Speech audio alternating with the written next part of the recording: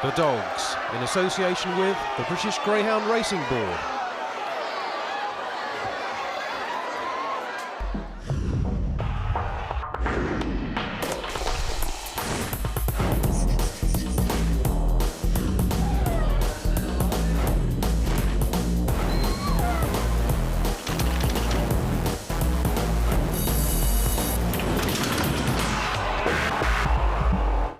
Hello and welcome to this week's edition of The Dogs. Something slightly different. We're at North Downs Golf Club in Surrey for the Tanya Stevenson Golf Classic. We'll catch up with some crack golfers. I did say crack golfers. We're raising money for the Retired Greyhound Trust. Also on this week's programme, a review of the East Anglian Derby final from Yarmouth. We visit up-and-coming trainer and stud keeper Chris Cronin. Plus some ledger clues from Wimbledon as the classic competition draws closer. But first to Yarmouth for the Betfair East Anglian Derby final and one of greyhound racing's success stories. The East Coast track is leading the way in terms of its facilities, and the Raceview restaurant again proved popular. In terms of prize money to be won, it was Yarmouth's biggest night of the year, and it was another big night of open racing for this man, Lenny Ponder. Len, with part owners Tommy Mills and Ralph Lawrence, saw the youngster Lenson Flash kick off a treble for him and their trainer Tony Collett by leading home favourite Blonde Fern. Next up was Lenson Express, the Ponder-owned Collett-trained Derby finalist who reeled in Judicial Ace. And for good measure, Sittingbourne on Sunday saw a track record performance from Lenson Express. There was no track record at Yarmouth for Lenson Joker as he rather laboured to victory over Six Bends, although runner-up Newtown Shannon has also since gone in. The St Ledger is Lenson Joker's next target as he continues to maintain his unbeaten sequence. Come the big race, so did the rain. But that didn't dampen the spirits of Connections, knowing they were racing for £20,000. Favourite Ninja Jamie had eased on the exchanges and now went off an 11 to 10 chance as he bid to give trainer Charlie Lister yet another Derby success. There they go, racing up towards the first bend. Ninja Jamie broke well, showing pace up also as three move along Blue, but it's Ninja Jamie that's going to go round in front. And Ninja Jamie suddenly darts clear by 3 lengths here from Move Along Blue in second. After these comes 4 Cobra striking, 6 Troopers Carvalho back in fourth as they go into the teeth of the gale on that third turn. They come around the final bend and 2 Ninja Jamie has quickened away now. It's a 9th success in the East Anglian Derby for Charlie Lister, and Ninja Jamie has won by a street.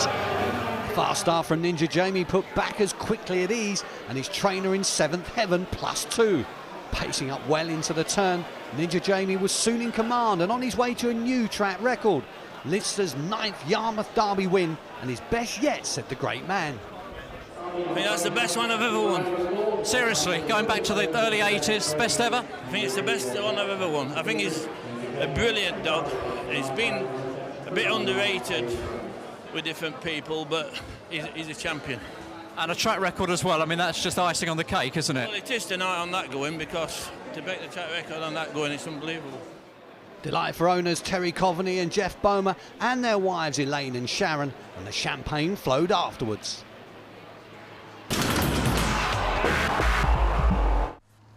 Welcome to the North Downs Golf Club in Surrey, the venue of the Tanya Stevenson Golf Classic, held in aid of the Retired Greyhound Trust. Resident professional Mike Homewood, himself a greyhound owner, sets the scene. Well, I've been here 14 years. It's 110 years old. It's a little private members golf club.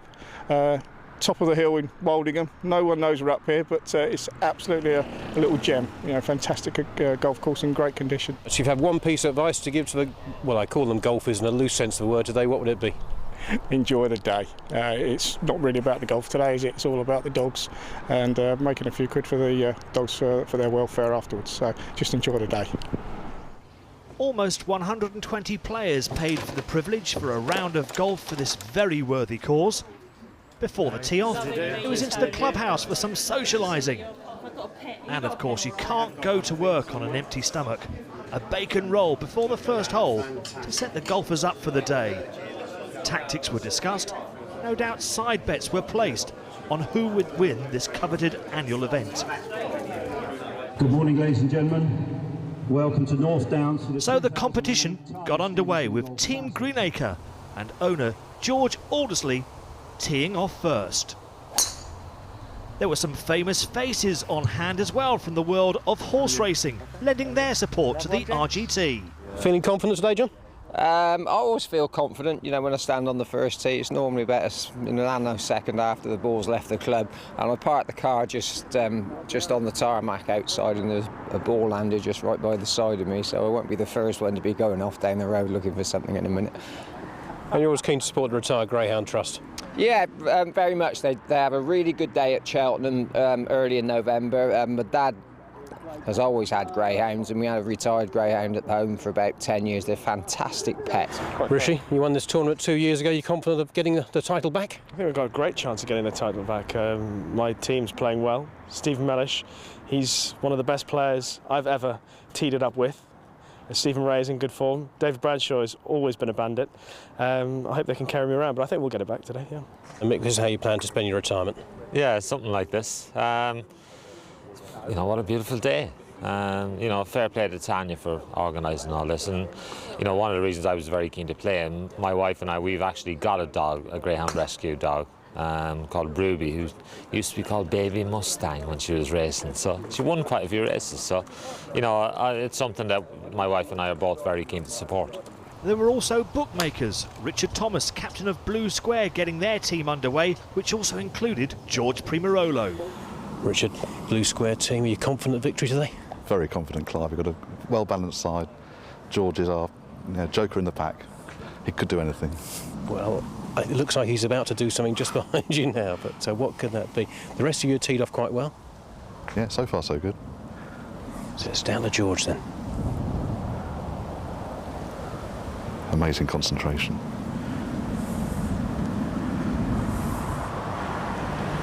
Taking his time. Oh dear, leaked it right. Well, there's another 17 holes to go. It can only get better. Thanks, Clive.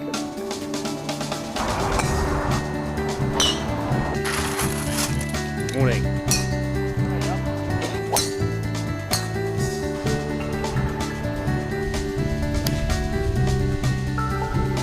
George, I saw your tee shot. I won't ask how this hole's going, but how's the rest of the round going so far? Well, I feel a little bit like Nick Faldo because basically I'm running out of words to inspire my team. We birdied every other hole, but then taken tens on most of the others. So why go away?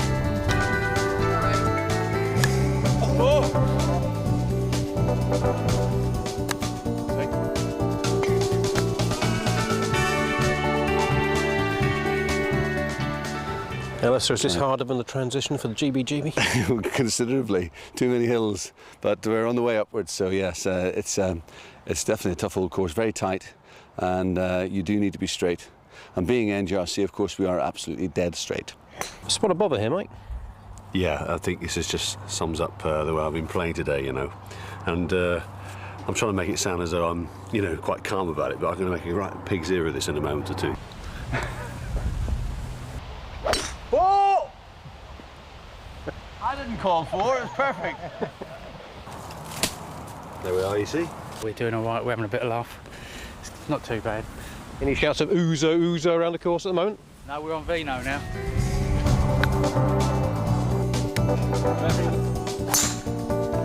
You are joking.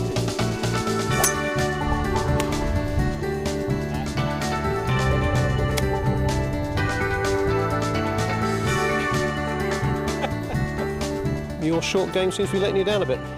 Well, don't blame me. It's the other guy. I've actually been scoring quite well, actually. But on that shot there when you were filming, definitely let me down. Can't take the pressure? Nah, us GRA people, you know what we're like.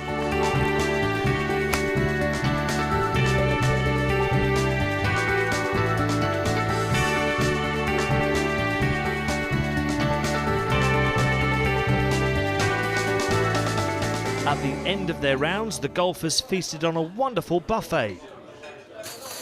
After the food, a few drinks and many stories to be told of missed chances, shots out of bunkers or outstanding putts. But what everyone wanted to know was who were the winners. Well, it was the Oxford Greyhound trainer, Terry Atkins' team that took the prize. Lads, congratulations.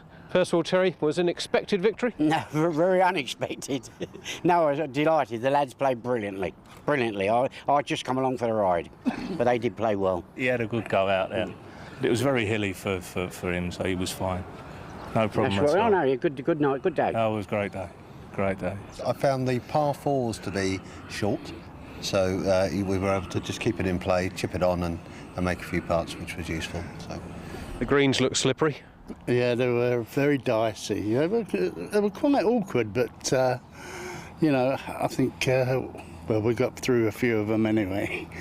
Of course, you lads are all the winners today, but the main winners were the retired greyhounds. Absolutely, dead on. Successful day, Tanya. Fantastic day. It's been absolutely amazing. A tremendous turnout. Over 29 teams. They all turned up, and I think the weather was amazing, and they've all had a fantastic time, which is the main thing, and raised plenty of money for a good cause. Can you estimate how much you think you've raised for retired greyhounds? Yeah, hopefully around £5,000. This is all for them, because when you look ahead to Reading's closure, we know Walthamstow's closure, you've got to think about the dogs that we love backing, we love cheering, and you've got to look after them when they retire from their career. Well done to Tanya Stevenson for organising this annual golf classic at the North Downs Golf Club. An outstanding day's sport for a great cause. Coming up after the break, we're off to the Essex kennels of Chris Cronin.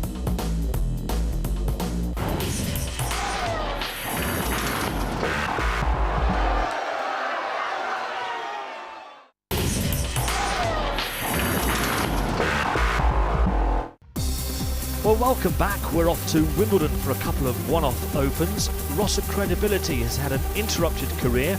He was the even money favourite for a 460-metre race trained by Charlie Lister, but there was stiff opposition from Mildeen Flash, Cobra Striking and IBetX.com stepping up in distance. And away they go, racing up towards the first bend. Oh, there's a bit of trouble out of the boxes there. Winton's Whisper turned right out of the traps. Here comes Rosser Credibility, took a nudge there. Up goes Mildeen Flash up into second place. And oh, that seemed to stumble just off the second bend. So Winton's Whisper with the lead here of 2 lengths over 1 Mildeen Flash. Rosser Credibility challenged by Cobra Striking for third. They go round the third bend and a bit of chinking again in behind Winton's Whisper, who still has the call here, racing up towards the winning line. It's going to be Winton's Whisper drawing away just in second. Look to be Rosser Credibility. Winton's Whisper causing a major surprise in 28.11. Well, with the St Ledger not far away, a few potential runners took advantage of this open race to have a look round. Favourite here was Peter Swatton's Wise Maldini, who broke the track record over 737 metres at Swindon in his last outing. And away they go, racing out towards the first bend. Big Brett Cole away far, showing speed up to the bend ahead of Swift Blackfoot in second. There comes 2 Borash Domain, 1 Wise Maldini, just tap for toe on the run up towards the first bend. They leave behind Talksport Cool and also Geordie Shea. Lap to go, and at the moment Big Brett Cole has got a stranglehold on the race. A 3-length advantage. Oh, trouble for the favourite there, Wise Maldini, who seemed to check out wide, hampered Borash Domain again. Heading down the far side, Big Brett Cole then by 4 lengths over Swift Blackfoot. A further 2.5 lengths back to Wise Maldini. After these, Geordie Shea picking up a bit of ground, but as they come around the second last bend, it's Big Brett Cole still 2 lengths up here on Swift Blackfoot as they come up towards win line. Big Brett Cole has made nearly every yard here and wins from Swift Blackfoot. Big Brett Cole going on to record a time of 41.38 for Seamus Carhill. Well, here's a look at the prices for the William Hill St Ledger, the sponsors' prices. Lenson Joker, a warm favourite at 2-1. Then we've got the 2 Irish Raiders. Hopefully they'll come across, College Causeway and Shelbourne Aston. Flying winner at 11-2. It's then 12-1 bar. And the competition starts on Saturday the 11th. Nestled in the Essex countryside is Linton Kennels, a 7-acre site from where Chris Cronin multitasks in running a breeding, training and stud keeping operation. He's a young man, well bred in the game of greyhound racing, having worked with the pups at his father's kennels in Ireland before returning to England, where he's put Linton Kennels on the map, be it through racing dogs or via the breeding side of the game. Chris has got it all covered. Chris, you've got some really good facilities here. Thank you. Yes, we've got 7 acres in total to facilitate every aspect of the greyhounds, from whelping down, rearing, schooling, racing, and obviously the retireds as well, and stud dogs. That's a good sized paddock for the pups. Yes, there's varying sizes. Obviously, the younger age would be in the smaller paddocks, and then obviously we've got paddocks varying up to the larger ones, up to sort of 12, 14 months of age, and also a 220-yard gallop as well for them to exercise on. Tell us about the pup that's going to go up there in a minute or two. This is a pup we bred ourselves. We've got the stud dog Brookside Bear and the brood bitch Nellie's Toffee. His racing name will be Steamark Canute. He's a September 07 whelp, so he's just 12 months old. Hopefully he'll be a star of the future for the kennel and the owners. This well-bred pup going through his paces is striking by appearance and looks a good advert for both Dam Nellie's Toffee, an open race bitch and proven in the paddocks, and the sire Brookside Bear, one of Chris's leading stud dogs. Chris is certainly helping to improve British breeding. As they spin round the final bend, it's still in front, Westmead Lord. Ulid Connors trying to close, closing Loyal Honcho. Westmead Lord has won by a neck. Nick Sava has done it again. And in terms of British breeding, there is none better than Nick Sava. So it came as a real fillip when Nick sent him the recently retired 2007 Derby champion Westmead Lord. Mr. Westmead has clearly been impressed with Chris's work on breeding. Cronin has his own laboratory on site where frozen semen is stored and bitches can be artificially inseminated. And the arrival of Westmead Lord is one of the best endorsements yet of his talents. I think obviously everybody, ourselves included, aspire to be even half as good as Nick and obviously achieve what he's achieved. And I think that does give everybody an incentive in the UK to try and promote British breeding and obviously encourage the use of our stud dogs and obviously our rearing facilities to be able to achieve that. Chris is one of only a few people in the UK to be trained in the use of frozen semen and sees the modern system of AI as the way forward. I think it's definitely the way of the future. I think a lot more people now are starting to appreciate that it is more beneficial with artificial insemination, not only for the stud dogs but also the bitches themselves. And I think the era of natural matings is probably on the way out. So why would natural matings be on the way out? What are the disadvantages of natural matings? I think the major disadvantages would be, first and foremost, you don't know whether what you're actually putting into the bitch is of good quality. The sperm count may be low through varying reasons. If the stud dog obviously isn't quite feeling that good on the day or that sort of thing, you're not able to examine exactly what's going in. Also, if the bitch may be carrying a slight infection, it can very easily pass on to a stud dog, and you could be having a stud dog who's out of action for anywhere up to 6 weeks, 2 months even. As well as Westmead Lord, Chris has a number of other top stud dogs standing at Linton. Kaluna Striker here brings strength and stamina, while in terms of pure Irish bred speed, ex-sprinter Set 'em Up Joe has proved popular. But the flag bearers at the kennel in terms of successful stud dogs are ex-Australian Brookside Bear and the brilliant Maxi Rumble. Both Maxi Rumble and Brookside Bear have done us proud, really. Maxi Rumble was the first stud dog we had come to us from Ireland back in 2006.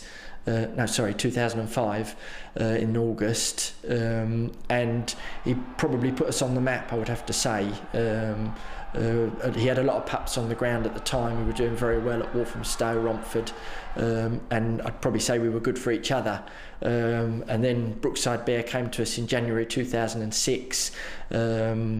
He was said to be infertile at the time, but later was discovered to have a urine infection, and ever since then he's been a very prolific sire with numerous winners in the UK and Ireland, and in my opinion has been very underrated, but is still throwing very healthy sized litters with a very good fertility rate. So I would probably say the two of those have been our stalwarts.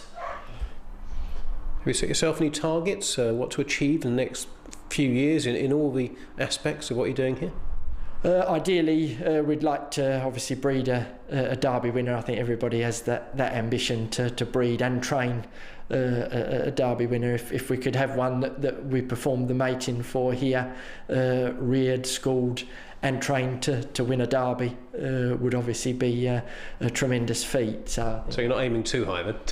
Not too high. I think probably the Triple Crown may be aiming a bit too high, but I think you've got to set yourself high targets, and it gives you good ambitions then to go for.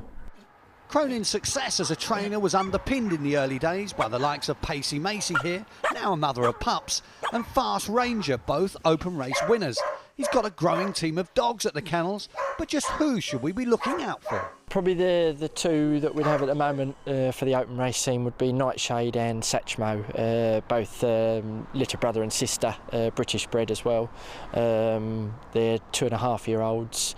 Nightshade, she won last Friday at Romford, first run back for 3 months off injured, 24.45.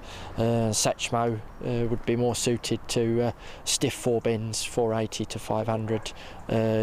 Recent win at Coventry. They'd be the pick of the kennels at the moment.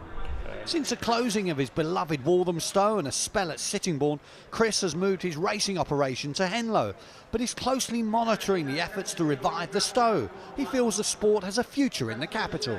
The last 3 months of Walthamstow showed that greyhound racing, with the right publicity and marketing, can attract people for a good night out. I mean, it is an excellent night out. You've got all the facilities there, restaurants, bars and entertaining racing. So I think with that combination, I don't see a reason, especially in London, why a track can't succeed and make a profit and provide a good night out for everybody. You're only 28 years old, Chris, you've got a young family. Do you think you can really make your future in the sport? I hope so. I mean, obviously there's not many of us young trainers around at the moment, but hopefully we'll be able to have a good future in the game, and obviously it would be nice to be contracted and have that stability and a base to work from, but obviously hopefully with being at Henlow we'll be able to have a decent base to start from, and hopefully work onwards and upwards. Chris is clearly a driven young man, and that drive and enthusiasm will help him succeed.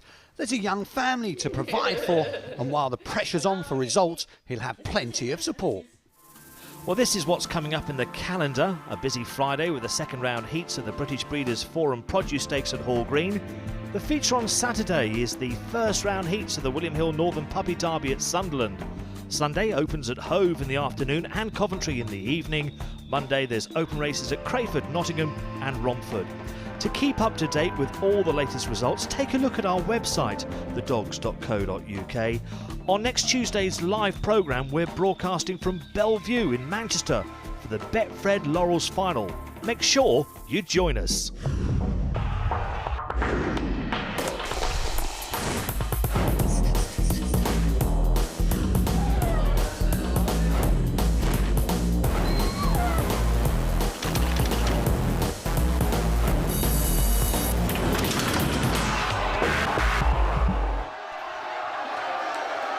The Dogs, in association with the British Greyhound Racing Board.